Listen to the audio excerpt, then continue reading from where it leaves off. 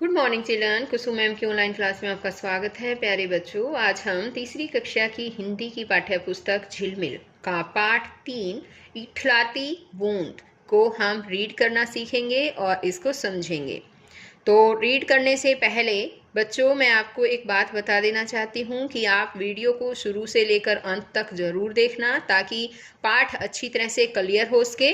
और अगर पाठ एक बार बच्चों को अच्छी तरह से क्लियर हो जाता है तो जो जितने भी क्वेश्चन आंसर हैं, फिलअप हैं, राइट रॉन्ग है, सब क्वेश्चन में से ही लेसन में से ही पूछे जाते हैं। और अगर एक बार लेसन आपने अच्छी तरह से रीड कर लिया तो चाहे कुछ भी क्वेश्चन आपसे पूछ लिया जाए, आप उन सभी क्वेश्चंस के आंसर बड़ी इजीली दे सकते हैं। तो बच्चों, अगर आपने मेरे चैनल ऑनलाइन स्टडी हब को अभी तक सब्सक्राइब नहीं किया तो इसे सब्सक्राइब भी कर लेना और साथ में दिए बेल आइकन को जरूर प्रेस कर लेना। तो शुरुआत करते हैं हम पाठ 3 इठलाती बूंद।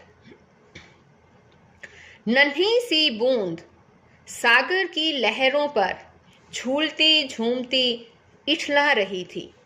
उसका मन कल्पना की उड़ान भर रहा था। लहरों के झूले झूलती हुई बूंद सोच रही थी, काश मैं आसमान में बादलों के संग उड़ती, वहां से खेतों को देखती, बाग बगीचों को निहारती, बड़े बड़े वृक्षों की ऊंची चोटियों को देख पाती। तो इस तरह से आपको ये समझ में आया बच्चों? इसमें एक नन्ही सी बूंद, उसकी कहानी है। ये छोटी सी बूंद की कहानी है कि किस तरह से वो सागर की लहरों पर झूमती झूलती जो है वो इठरा रही थी और अपने मन में जो है वो कल्पनाएं कर रही थी कि मैं आसमान में बादल के साथ जाऊंगी, वहां से फिर खेतों को भी देखूंगी, बाग बगीचों को देखूंगी और बड़े बड़े वृक्षों की ऊंची चोटियों को भी मैं देखूंगी। यह सोचते सोचते उस पर सूर्य की किरणों का चौंधा पड़ा। सूरज के ताप से गर्माहट पाकर वह भाप बनकर आसमान में उड़ चली। बादलों के संग मिलकर देश देश घूमी, ऊंचे पर्वतों की चोटियों को छूती हुई आगे निकल गई। और यहाँ पर जो है बच्चों, जो बूंद कल्पना कर रही थी तो उसकी कल्पना यहाँ पर सत्य हो गई। सूर्य की किरण के कारण पानी जो है वो गर्म होकर भाप बनकर आसमान में उड़ गया और वो पानी की एक बूंद बादलों के साथ मिलकर ऊंचे ऊंचे पर्वतों की चोटियों को छूते हुए जो है वो बादल आगे निकल गए। और खेतों और बाग बगीचों को देखकर वह कुछ उदास हुई। वहां पर रास्ते में, अब यहाँ पर इस तस्वीर को ध्यान से देखो। पहले तो यह तस्वीर में क्या नजर आ रहा है आपको? यहाँ खेत है, ये है ना, और यहाँ पर ये क्या है बताओ?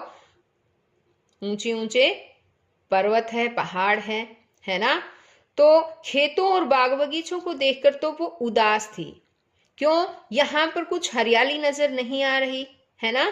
खेत जो है वो हरे भरे नहीं थे और जब वो बगीचे में से घूमती है तो वहां पर भी उसको फूल जो है वो नजर नहीं आते हैं, तो वो थोड़ी उदास हो जाती है।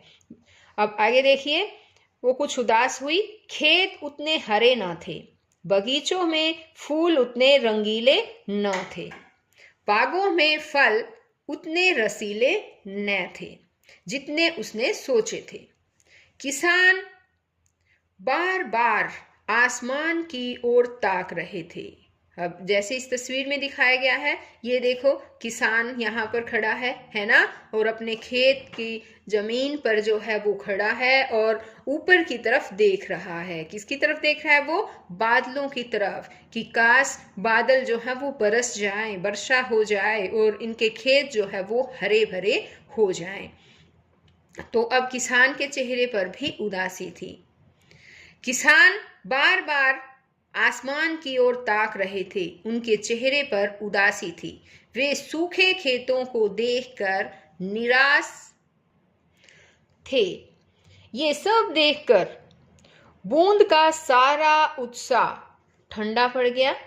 उसका मन दुख से पिघल गया और वह धरती पर आ गिरी।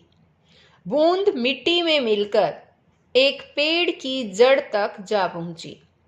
पेड़ के तने ने उसे ऊपर खींच लिया और उस टहनी तक पहुंचा दिया जहां फल लगे थे। किसान बाग में आया तो रसीले आमों को देखकर उसका मन झूम उठा।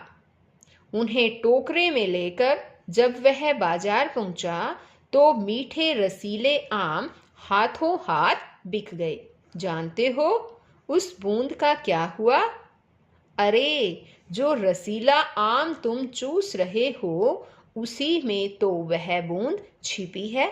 अब देखो बच्चों, इस तस्वीर को ध्यान से देखो। क्या हुआ था पता है? क्या नजर आ रहा है आपको इस तस्वीर में? आमों के कुछ पेड़ हैं, है ना, और उन पर आम लगे हुए हैं। अब बूंद का क्या हुआ था पता है?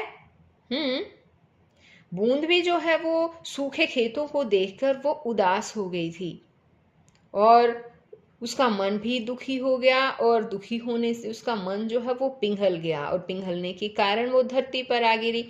और बूंद फिर जो है वो मिट्टी में मिल गई, मिट्टी में यहाँ पर, और पेड़ की जड़ तक पहुंच गई वो, और पेड़ के तने से फिर होती हुई उसको ऊपर खींच लिया गया और टहनी तक जा पहुंची जहाँ पर फल लगे हुए थे।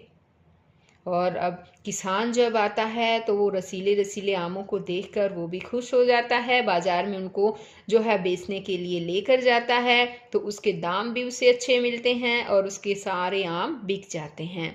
और बूंद बूंद क्या हुई थी पता है? जो मीठे मीठे आम हम खाते हैं वो बूंद जो है वो उन आमों के रस में ही छुपी हुई है। ये थी हमारी इसकी कहानी, इठलाती बूंद। एक बूंद की कहानी थी बच्चों। तो आज तो इस वीडियो में केवल इतना ही। नेक्स्ट वीडियो में मैं आपको इस पाठ के अभ्यास में आने वाले जितने क्वेश्चन आंसर हैं, वर्ड मीनिंग है और अदर एक्टिविटीज़ है वो सब करवाने वाली हूँ। तो बच्चों फिर मिलते हैं एक नई वीडियो में, तब तक के लिए बाय बच्चों।